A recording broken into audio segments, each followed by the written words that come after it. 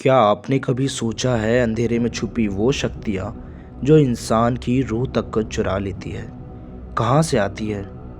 उत्तर प्रदेश के एक छोटे से गांव रामगढ़ की एक कहानी मैं आज आपको सुनाने वाला हूँ, जहाँ दिन में भी सन्नाटा रहता था। एक ऐसी कहानी छुपी थी जो आज भी सुनने वालों के दिल में डर बैठा देती है। ये कहानी है एक डायन की, एक ऐसी औरत की जो काले जादू के जरिए छोटे छोटे मासूम बच्चों की जान ले लेती थी, उनकी रूह को अपने अंदर समेट लिया करती थी और गांव वालों के लिए एक खौफनाक साया बन गई थी। ये कहानी है काली छाया की। ये बात है सन 1987 की, जब गांव के बीच एक छोटी सी झोपड़ी में एक माँ सावित्री अपने 5 साल के बेटे गुड्डू को सुला रही थी। रात का वक्त था, चांद भी छुपा हुआ था और हवा में एक अजीब सी गंध भी थी, जैसे कुछ जल रहा हो। सावित्री ने गुड्डू को गोद में लिया और बोली, सो जा बेटा, सपने में परी आएगी।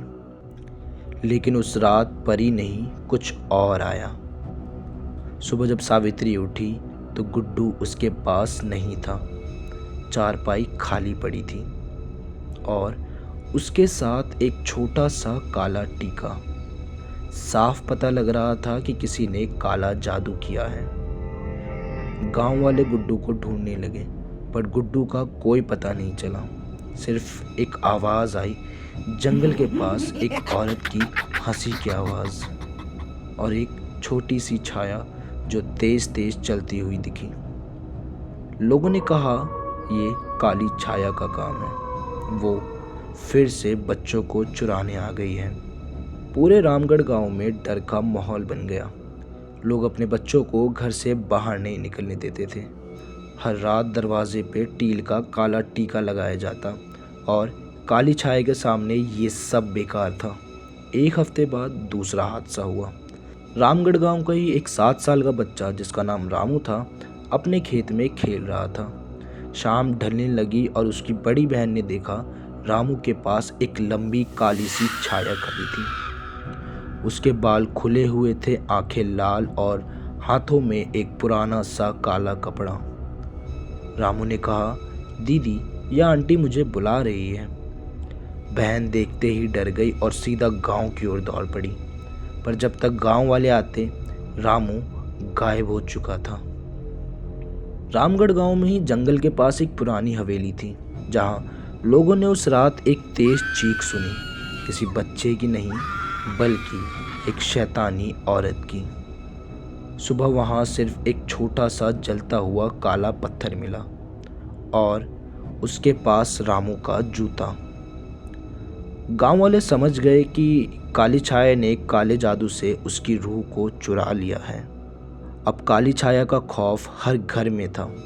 लोगों ने कहा कि वो एक डायन है जो अपने काले जादू से बच्चों की रूह को अपने अंदर रखती है ताकि वो अमर हो जाए।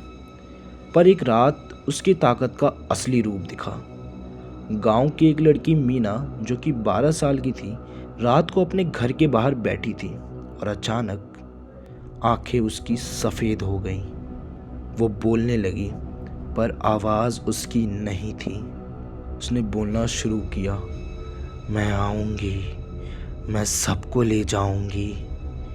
उसके मुंह से एक गंदी सी बदबू आई और उसके हाथ अपने आप गोल गोल घूमने लगे। मीना की माँ चिल्लाई, ये भूत है, डायन ने इस पे कब्जा कर लिया। ये सब देख के सुन के गांव वाले सब के सब डर गए।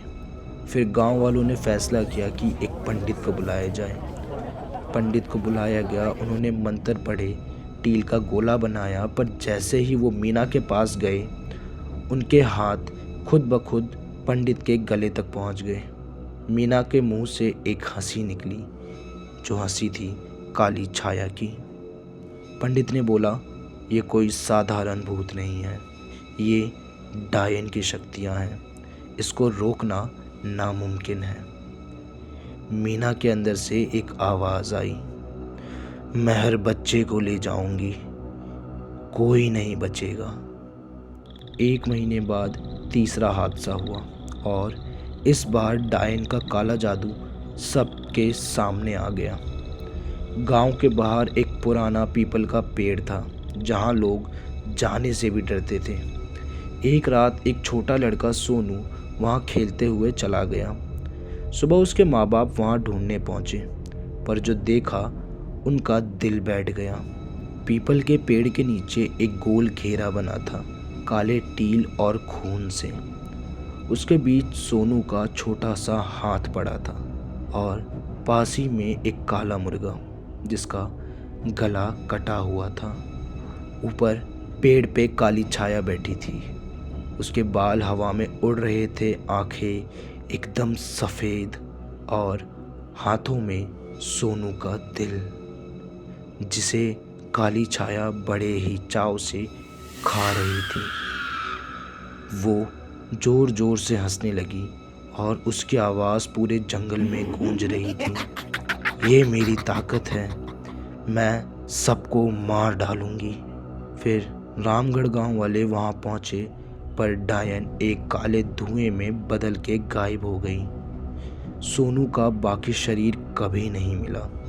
लोग समझ गए काली छाया बच्चों का खून पीकर अपनी उम्र बढ़ा रही थी। गांव वालों ने फैसला किया कि डायन को अब रोकना होगा। एक बड़ा पंडित श्यामलाल बुलाए गए, जो काले जादू के खिलाफ काफ़ी जाने जाते थे।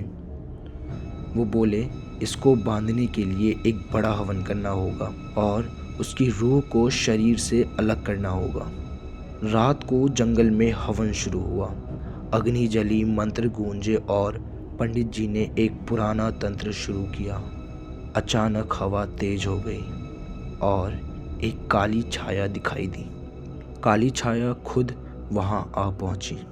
उसके चेहरे पे एक डरावनी मुस्कान थी और उसकी आंखें पंडित को घूर रही थी।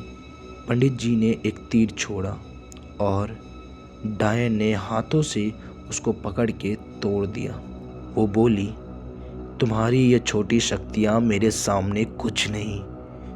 उसने अपने हाथ उठाए और पंडित का शरीर हवा में उठा दिया। एक आवाज़ आई, खड़ खड़ खड़, और पंडित की हड्डियां टूटने लगी। गांव वाले भाग गए और पंडित का शरीर जमीन पे गिर पड़ा, जिंदा पर रूह गायब। काली छाया का खौफ अब हद पार कर गया। गांव में बच्चे खत्म होने लगे और हर रात उसकी हंसी सुनाई देने लगी। एक दिन सुबह के वक्त गांव के बीच एक बड़ा सा काला पत्थर दिखा। उस पे खून से लिखा था, मैं अब कभी नहीं जाऊंगी। उसके बाद एक रात गांव के हर घर के दरवाजे पे एक छोटा सा काला टीका मिला। लोग समझ गए डायन अब सिर्फ बच्चों तक नहीं रुकेगी, वो सबको अपना शिकार बनाएगी। उसी रात एक औरत की चीख की आवाज़ सुनाई दी, पर जब लोग बाहर आए तो कुछ नहीं था, सिर्फ हवा में एक बदबू। और जंगल से एक आवाज़ आई, मैं अब कभी नहीं जाऊंगी।